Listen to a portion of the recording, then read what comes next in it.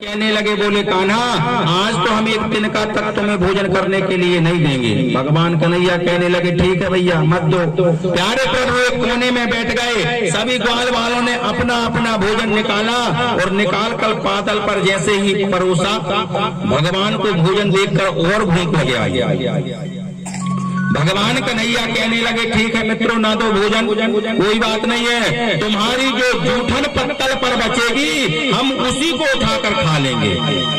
ग्वाल बाल कहने लगे, बोले बताओ बातें तो ऐसा कर रहा है जैसे सच में हमारी जूठन खा ले। सभी ग्वाल वालों ने भगवान कन्हैया को भोजन नहीं दिया।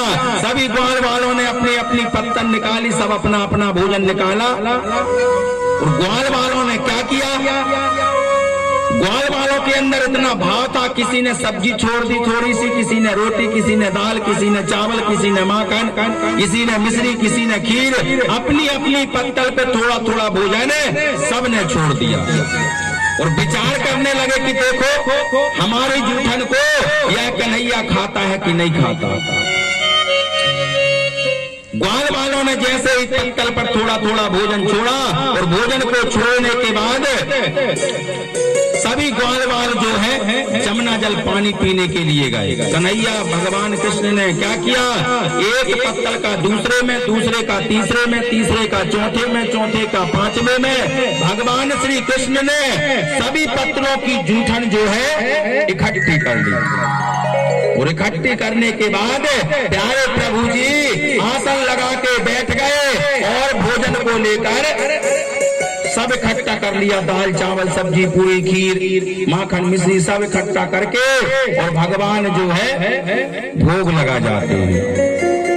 ब्रह्मा जी ब्रह्मलोक से देख रहे थे, भगवान ब्रह्मा जी ब्रह्मलोक से देख रहे थे। बोले बताओ यह ग्वाला अपने आप को भगवान कहता है और ग्वाल वालों की जूठन पत्तल की खा रहा है, यह कैसा भगवान है।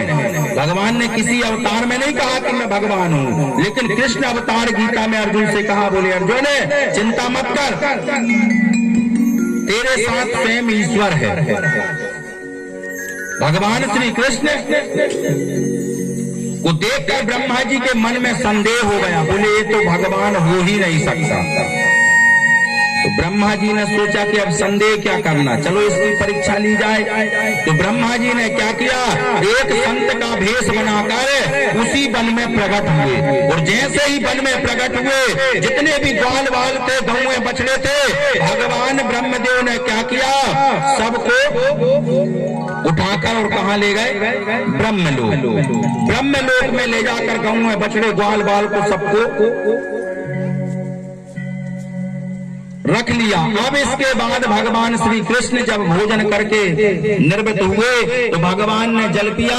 जल पीने के बाद भगवान श्री कृष्ण पूरे वन में देख रहे हैं, लेकिन ना तो कहूं गौएं मिलती ना बछड़े मिलते। दोपहर से शाम हो गई, शाम से रात होने के लिए जा रही है,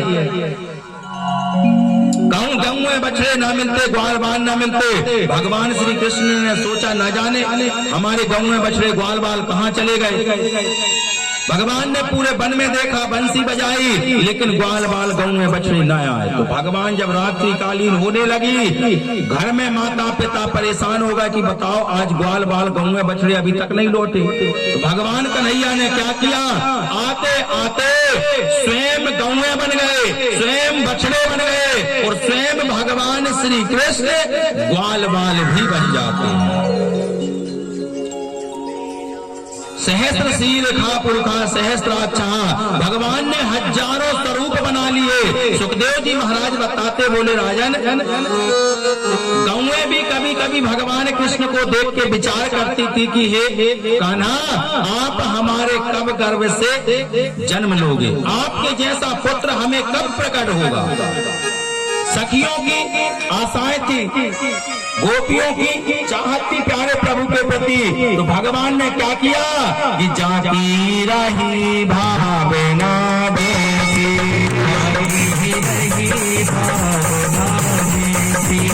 जाती रही भावना देसी, जाती रही भावना देसी, जाती रही भावना देसी।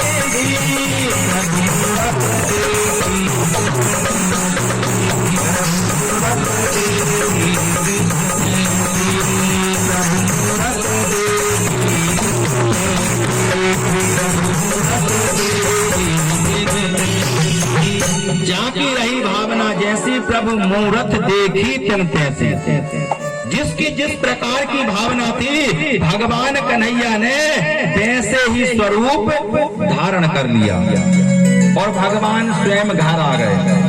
दूसरा दिवस फिर हुआ, भगवान फिर गौओं बछड़ों को लेकर जो स्वयं का रूप बनाए हैं सबको लेकर वन पहुंच गए। अब ब्रह्मलोक से ब्रह्मा जी विचार कर रहे हैं, बोले बताओ जितनी गौएं बछड़े मेरे पास बाल बाल है उतने ही इस कान्हा के पास है।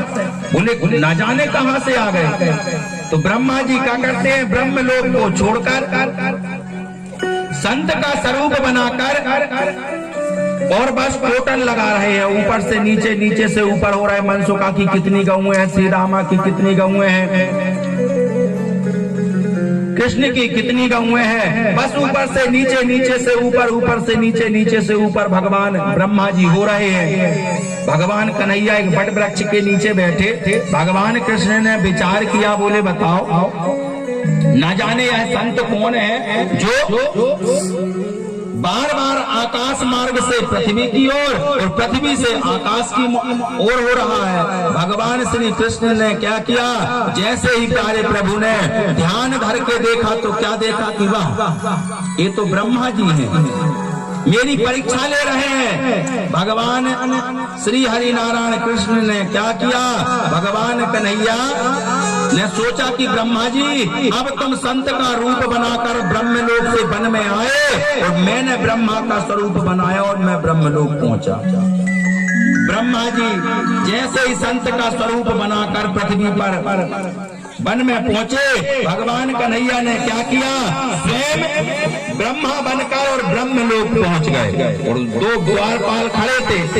जब कन्हैया ब्रह्मा जी बन के पहुंचे तो द्वारपालों से कह दिया, बोले द्वारपालो एक बहरूपिया नकली ब्रह्मा घूम रहा है, उसको अंदर नहीं आने देना और ज्यादा जिद करे अंदर आने की तो उसको यहीं आकाश से पटकना तो सीधे नीचे जाकर गिरे। भगवान कन्हैया ब्रह्मा जी बनकर और स्वयं ब्रह्मलोक में प्रवेश कर गए। अब ब्रह्मा जी बेचारे ऊपर से नीचे हो रहे हैं। जैसे ही द्वारपालों ने रोका ब्रह्मा जी को तो ब्रह्मा जी कहने लगे, भैया द्वारपालो वैसे ही मैं परेशान हूँ और आप लोग और मुझे ब्रह्मलोक में नहीं जाने दे रहे हो।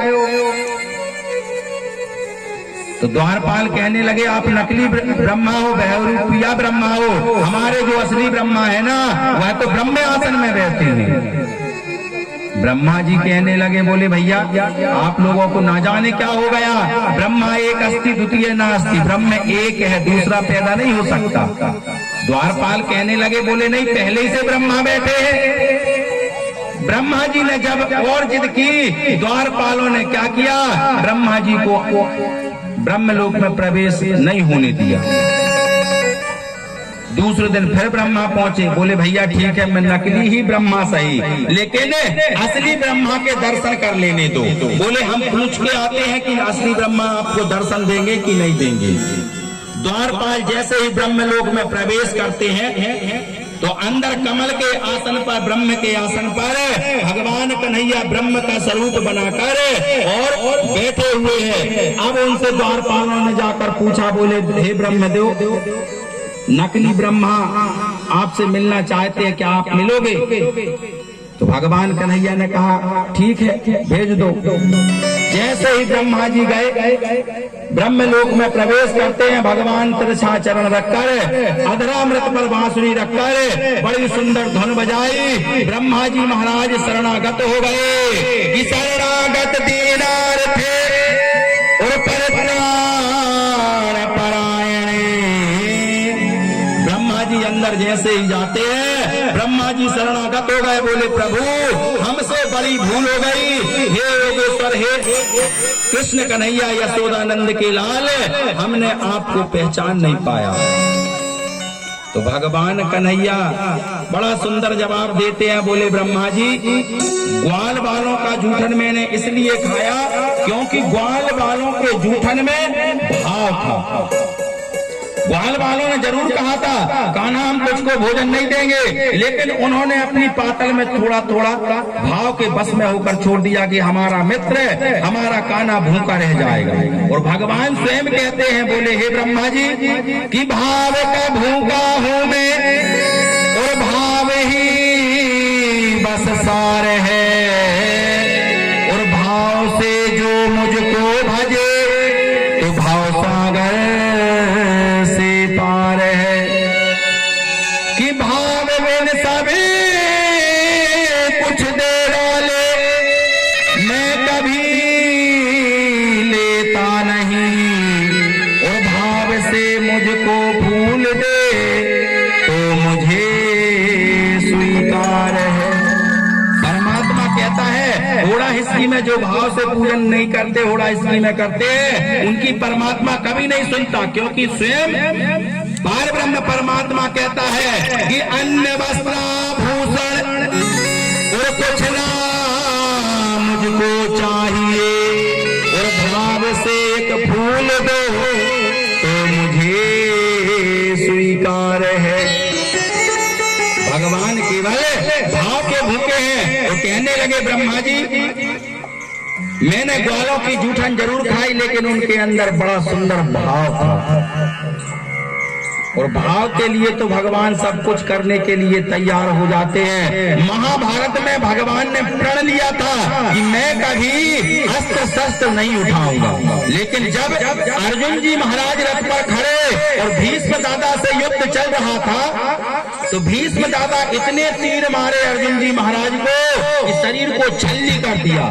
भगवान कन्हैया ने देखा कि मेरे भक्त मेरे अर्जुन को कष्ट हो रहा है, भगवान स्वयं रथ से नीचे कूद कर और रथ का पहिया लेकर और भीष्म दादा को मारने के लिए हुए। भीष्म दादा कहने लगे, बोले हे माधव, हे कन्हैया, आपने तो प्रण किया था कि महाभारत में अस्त्र शस्त्र नहीं उठाएंगे। तो भगवान कन्हैया कहने लगे, दादा श्री भक्त के लिए एक प्रण तो क्या हजारों प्रण को मैं तोड़ सकता हूँ।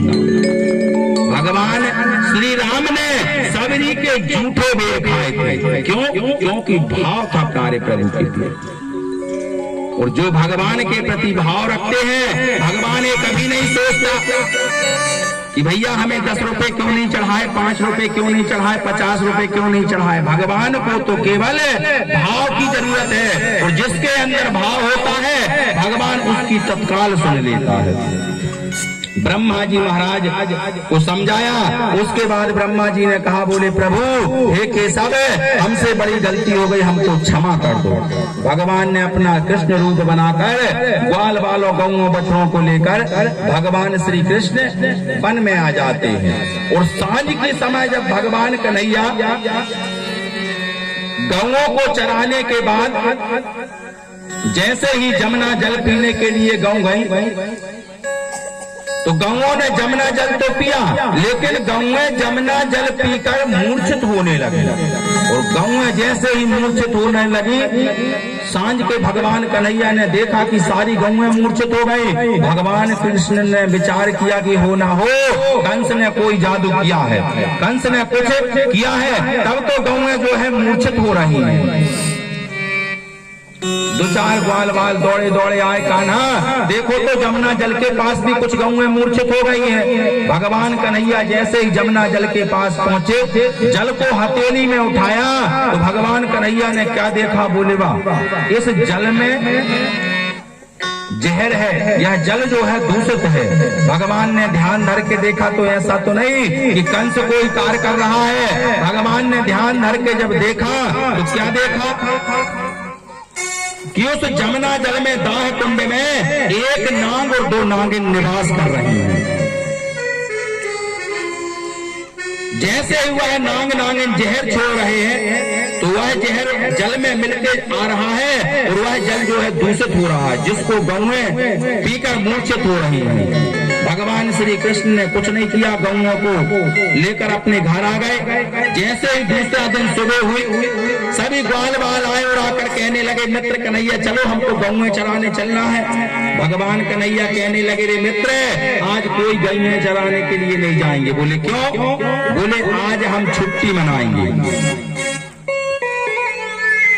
बोले कन्हैया छुट्टी मनाएंगे तो गऊ में बछड़े क्या खाएंगे। भगवान कन्हैया कहने लगे चिंता मत करो, जिसको भी जितना घास चाहिए, चारा चाहिए, हमारे महल के बाहर रखा है, ले जाओ उठा उठा के। तो ग्वाल बाल कहने लगे